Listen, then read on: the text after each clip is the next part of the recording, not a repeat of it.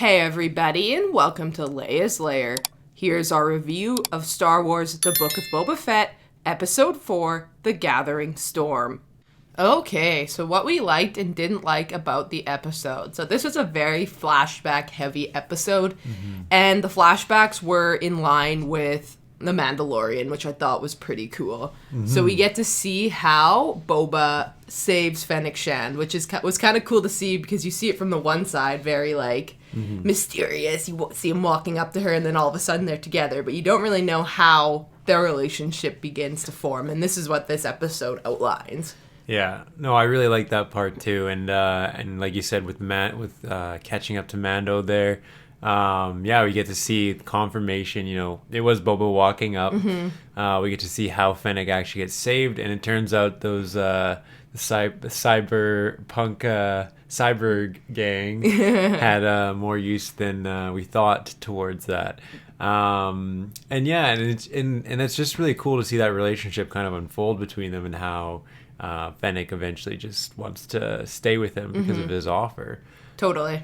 But yeah, in terms of the flashback episode, there's just a lot of cool aspects. Like, I really enjoyed watching Boba's interaction with the Bantha. Oh my god, when he feeds him, that's so funny.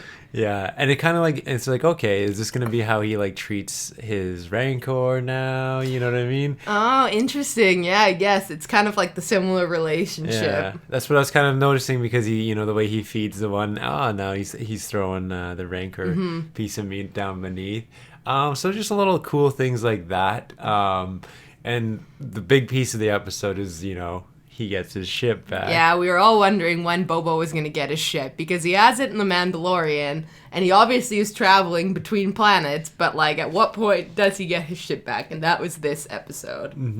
Yeah, and and it's super cool that he has his ship back now. The whole, getting into the bunker to get it, I love that scene. A little goofy was when he was chasing the robots, Oh my god, yeah. I was like, oh, come on, Boba, you can get these robots. That one robot just reminded me so much of Dobby the house elf from Harry Potter. It was just the robot version of him, the way he runs around and has his little ears that go up and down. Yeah. But times have changed, that torture chamber is now a chef's paradise, right? Which probably explains why...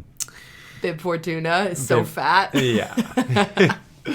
But moving on, Fennec was just awesome in that, just taking down loads of baddies. And then just when he gets his ship back, he's like, I got to take care of some business. And I don't know about you, but it was quite satisfying just how he just guns down the swoop gang. He literally just annihilates them, no mercy, just bam, bam, bam, and then the last one he just blows up the leader. Right? Oh, I loved every second of that. And it's funny because Fennec's like, oh, you've gotten soft, and then he's just like, no, I haven't, and then he just literally just guns down all these swoop gang members. That was so funny. And then he meets his arch nemesis, the Sarlacc, again in search of his armor. Yeah. And it's I guess he wouldn't have really remembered him coming out of the Sarlacc with his armor on, and the Jawas stealing it. But that was kind of interesting too, because then the Sarlacc tries to pull him under, and we get the infamous seismic charge get blown up in there. Yeah. Bye, Sarlacc. Yeah. So it's really just tying up all these loose ends from Boba Fett in episode 6 to Mando when we see him. Essentially, yeah. So it's Sarlacc's done now. We're all caught up. He's got his ship back. The only thing he needs is his armor. So at what point is he gonna meet Din Djarin? You know what I mean? Yeah, and so now we're all caught up to the present with him, and I feel like we're not gonna get any more flashback scenes, which I'm kind of I'm kind of torn about that. I really enjoyed the flashback scenes, Sometimes I almost enjoy the flashback scenes, I think, more than the present. Well, yeah. And because they say he's all healed now, so there's no point of him going back into the tank anymore, which alludes to the fact that we probably won't get any more flashbacks, but I guess everything that happens kind of since the last flashback to now is highlighted in Mandalorian, right? So yeah, it's bittersweet. It's nice to have now we're in the present plot and that's moving forward. But yeah, I did really enjoy the flashback scenes. So and they made that apparent by being like, yeah, you're all healed. Yeah. You don't need to be in here anymore. So I don't think we'll be getting any more flashbacks, unfortunately. But yeah, we got some more progression of the present plot. We got Black KRRSANTAN again. Yeah, ripping off a Trandoshan arm. Him. The Wookiees in there. Yeah. Nemesis, the Trandoshans. Yeah, I honestly, like, as soon as she was, like, giving him that offer, and I was like, I don't know. I think he's still just gonna like, rip him in half or something. But you know what? He did a little less than I thought. He only ripped off one arm. I actually thought he was going to tear off both. But it just also reminds me of even in episode 4 when Han is like, oh, Wookiees can tear off people's arms off or whatever. Yeah, for sure. And I was just like, okay, yeah, but we've never actually really seen that until this point. Right. So it's kind of like, oh, yeah, that you don't want to get on the bad side of a Wookiee based on BK. Chewie's always so nice. You're always like, oh, Wookiees, they're the best. And now you see BK and you're like, yeah, I'm gonna watch myself around those Wookiees, right? Totally. And then moving forward, into the present plot, Boba invites all the bosses, the capos, to his crib to kind of give them an offer, right? And he asks them to stay neutral in the war against the Pikes, and he knows that his deal is better because the Pikes are going to eventually want to take over everything. Totally. So yeah, and I really liked how the Rancor just like interrupts everyone, and he's like, "Oh yeah, sit down. I'm hungry." Yeah, it was perfectly timed. I like that. And so yeah, so now we're moving forward. Next step is hiring the muscle for the war, right? Okay, but like you heard the Mandalorian music. Like, is he going to find Din Djarin now, the leader of the Mandalorians, to help him in his war? Based on the music and based on Fennec saying that, it all eyes point to Mando. He at this point he knows Mando. And the Mando's now on a different journey than Grogu. So.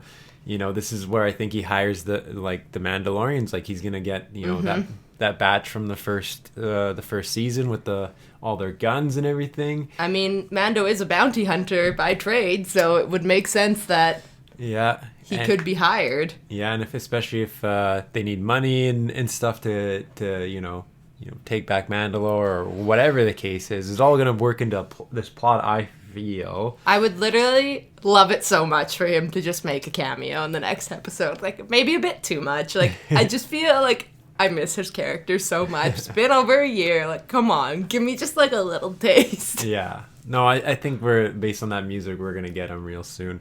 Another prediction that I thought would be interesting would be the Bad Batch. Oh, live action Bad Batch. Yeah. That'd be crazy. Yeah, because, the Bad Batch is this group that, has been focused on with its own animated series coming out. So it seems, and there's a second season, and they know Fennec. That's true. So that's another prediction that we could have, and I also think that'd be wild because it would just be it would be Tamara Morrison just kind of times 4. It'd just have to be him in like different forms, right? Right. Like, to make sure he looks like all of them, and I think that'd be kind of interesting. Oh my god, record Tamara Morrison. Right. So I don't know, maybe not. We'll see what happens, but I think it would be kind of cool based on they are showing emphasis, and I feel like they're trying to tie all these shows and everything going on together. So could be a possibility. So in terms of a rating, I'm going to give this episode an 8 out of 10. I really liked the flashback scene and how Boba gets his ship back and how he's kind of tying up all the loose ends that have been made throughout all the different series and movies. I liked the scene with Black KRRSANTAN and now how he's a hired hand for Boba. And I really just cannot wait for the next episode, and I'm hoping so much that Mando will make a cameo appearance. So yeah, 8 out of 10. Nice. Yeah, no, I'm going to give this episode a 7.5 out of 10. Yeah, I really loved this episode. Like, loved seeing how Boba gets his ship back, and loved the flashback heavy episode. Sad that that's over, but I love the connection to Mandalorian and kind of tying up all those loose ends, whether it's, that swoop gang or, destroying the Sarlacc. Yeah, I really enjoyed this episode. So, and it's setting up for a plot for a big battle. Like, that something big is going to come at the end of the show. So we got 3 episodes left, and I'm looking forward to what's in store. Definitely. And there you have it. Thanks for watching, everyone. What did you think of this episode of the Book of Boba Fett? Let us know down below in the comment section. And remember to like, share, and subscribe to the channel for more great videos to come. We hope to see you all again in Leia's Lair. You are not a Jedi yet.